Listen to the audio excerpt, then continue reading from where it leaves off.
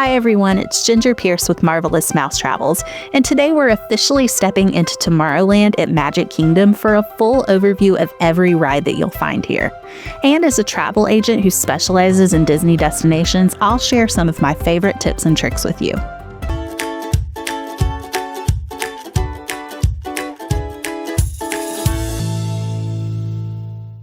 As soon as you walk under the Tomorrowland arch, you're entering a land that isn't about our future, but rather a future imagined decades ago.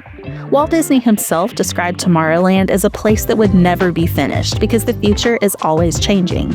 And what we see here today is often called the tomorrow that never was. You'll notice the People Mover track immediately overhead, and we'll come back to that in just a bit. But over here to our right is the Monsters, Inc. Laugh Floor, which is a live interactive comedy show that's air-conditioned, family-friendly, and one of the best underrated breaks in the park. Straight ahead is the Lunching Pad, which is a quick-service snack stop. And perched on top is the Astro Orbiter, one of the most visually iconic rides in the entire park. Unlike Dumbo, this one loads from an elevator, which already gives it a very retro-futuristic feel with unbeatable views of the park. Now let's hop on the Tomorrowland Transit Authority People Mover, because this is where Tomorrowland really comes together. This ride gives you a bird's eye view of the entire land and is the best way to understand how everything connects. Plus, it's continuously moving, which usually means little to no wait. The People Mover is my go-to ride when I just need to sit down and spend a little time off my feet in the middle of a park day.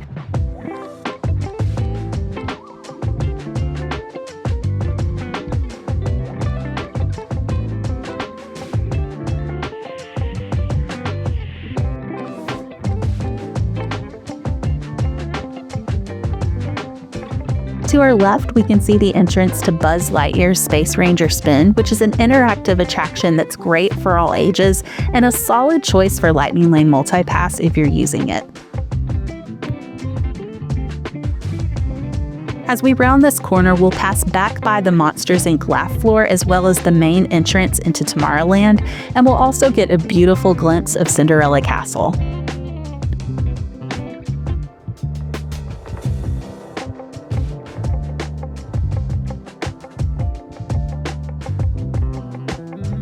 As we enter the tunnel in front of us, we'll see Progress City off to our left.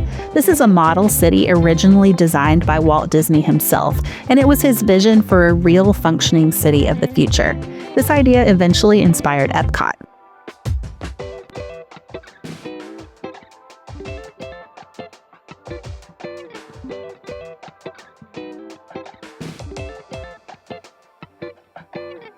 Coming up next is Tomorrowland Speedway.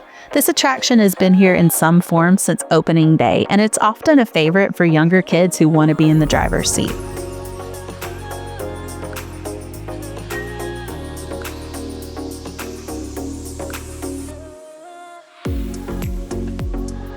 And now we're approaching Tron Light Cycle Run. This is the newest addition to Tomorrowland, and you can see from the People Mover how massive this attraction is and how it represents a much more modern vision of the future compared to Tomorrowland's original retro style. This ride is a favorite for rope drop, and it also is one of 2 attractions in the park which accepts Lightning Lane single pass reservations. Users, prepare to be digitized into the world of Tron.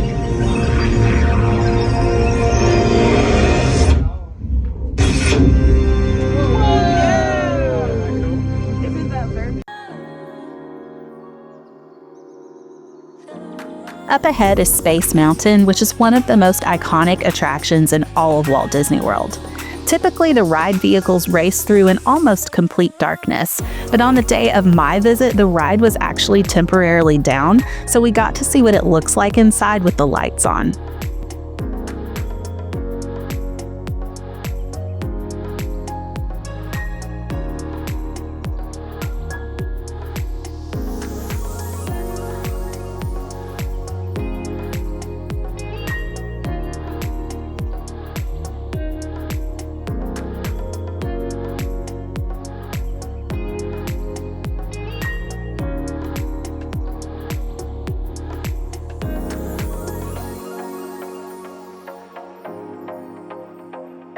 If you're not planning to use Lightning Lane Multipass, your best strategy for getting on Space Mountain is to rope drop or wait and try to ride it later in the evening.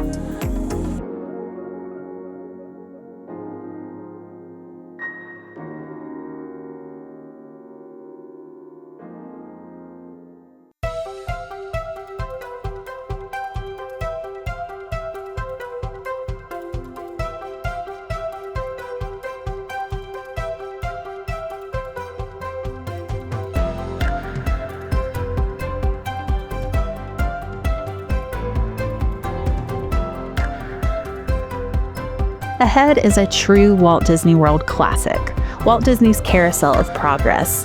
This attraction takes you through different eras of innovation and technology, and it perfectly captures that optimistic mid-century view of the future. This is another excellent low-weight, air-conditioned attraction that's especially great in the afternoon or if you're traveling with multiple generations.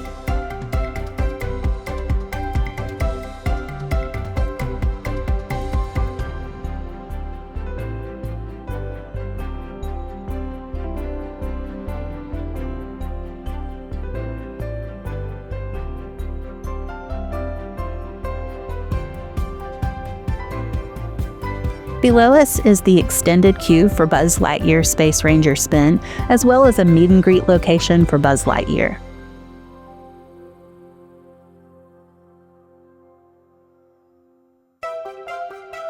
And this right here is one of my favorite moments on the People Mover, the Tomorrowland sign with a clear view straight towards Cinderella Castle. It's a perfect reminder of how Tomorrowland connects the future back to Disney's storytelling roots. And just like that, we're looping back towards Rocket Tower Launchpad. The People Mover really ties Tomorrowland together and gives you a chance to experience the land as a whole and not just individual attractions.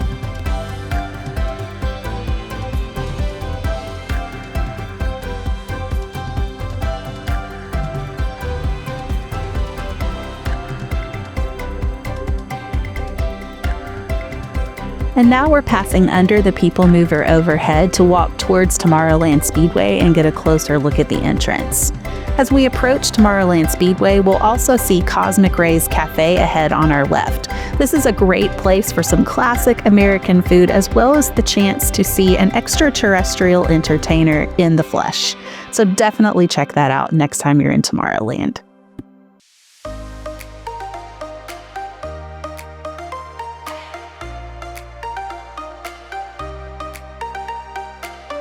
I hope you've enjoyed this overview of Tomorrowland, and if you'd like to see more planning videos like this one, be sure to subscribe to my channel with notifications turned on so that you never miss an upload.